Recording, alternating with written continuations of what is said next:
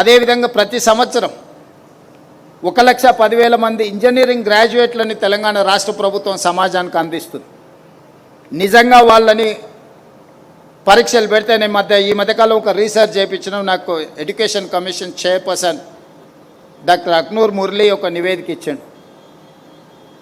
3వ తరగతి చదువుకుతున్న విద్యార్థులకు 2వ తరగతి పుస్తకం ఇస్తే 6.5% మాత్రమే ఆ పుస్తకాన్ని చదవగలుగుతున్నారు.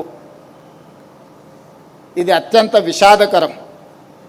3rd క్లాస్ చదువుకుంటున్న విద్యార్థికి 2వ తరగతి పుస్తకం ఇచ్చి చదవమంటే అందులో 6.5% మంది మాత్రమే ఆ పుస్తకాన్ని చదవగలుగుతున్నారు.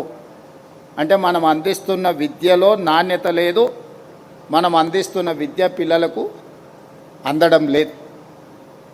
ఇట్లాంటి వాటిని గుర్తించడం వల్ల ఈరోజు అలా జరగకూడదు, పేదలకు నాణ్యమైన విద్యను అందించాలి అని చెప్పి ఈరోజు మా విధానాన్ని సవరించుకోవడం జరిగింది. అదేవిధంగా ప్రతి సంవత్సరం 1,10,000 మంది ఇంజనీరింగ్ గ్రాడ్యుయేట్స్ని మనం సర్టిఫికెట్ ఇచ్చి సమాజం మీదకి వదులుతున్నాం. కానీ వాళ్ళ స్కిల్స్ని చూస్తే 15-20% కూడా they are not matching with their certificate. అందుకే ఈరోజు మనం యంగ్ ఇండియా స్కిల్స్ యూనివర్సిటీని ప్రారంభించుకున్నాం. స్కిల్స్ లేకపోతే సమాజంలో ఈరోజు ప్రపంచంతో మనం పోటీ పడలేని పరిస్థితి. రీస్కిల్, అప్స్కిల్ అండ్ స్కిల్స్ లేకపోతే భవిష్యత్తులో మన యువత రాణించడం కష్టము. అందుకే ఆ సెగ్మెంట్లో కూడా ఈరోజు మనము స్కిల్స్ యూనివర్సిటీని ఎనీ అదర్ గవర్నమెంట్ యూనివర్సిటీ లాగా కాకుండా పబ్లిక్ ప్రైవేట్ పార్ట్నర్షిప్లో we have initiated that skills university aided by Anand Mahindra.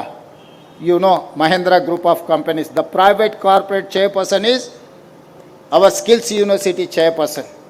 Board of Directors lo Reddy Labs nunchi, Apollo Hospitals nunchi, different verticals, BFSI, banking, finance nunchi unde vallandaru kuda board of director lo undru. Curriculum valle decide chestaru, students nu valle select chestaru, valle training istaru. More or less 90% they are absorbing those trained students. So job guarantee kuda వాళ్ళే ఇచ్చి ఈరోజు ఆ skills యూనివర్సిటీని వాళ్ళే run చేస్తున్నారు. State government is only facilitator. We're not interfering in day to day activity. అదేవిధంగా 1956లో మనం ఐటీఎల్ అని పెట్టుకున్నాం, ఇండస్ట్రియల్ ట్రైనింగ్ ఇన్స్టిట్యూట్స్. మనం అనుకోవచ్చు ఇంత పెద్ద బిల్డింగ్ కట్టారు, మీకు బిగ్గెస్ట్ సమస్య డాక్టర్లు లేకపోతే ఇంజనీర్లు కాదు, ఫిట్టరు, ప్లంబరు, ఎలక్ట్రీషియన్ బిగ్గెస్ట్ సమస్య నేను అనుకుంటున్నా. అనిల్ కృష్ణ చెప్పాలి. మీరు అన్ని పనులు చేసినా అది సరిగ్గా చేయకపోతే ఈరోజు ప్రయోజనం లేదు. అదే ఐటీఐలో మనం ఇచ్చే ట్రైనింగ్ 50-60 ఇయర్స్ ఓల్డ్ టెక్నాలజీ మీద మనం ట్రైనింగ్ ఇస్తున్నాం.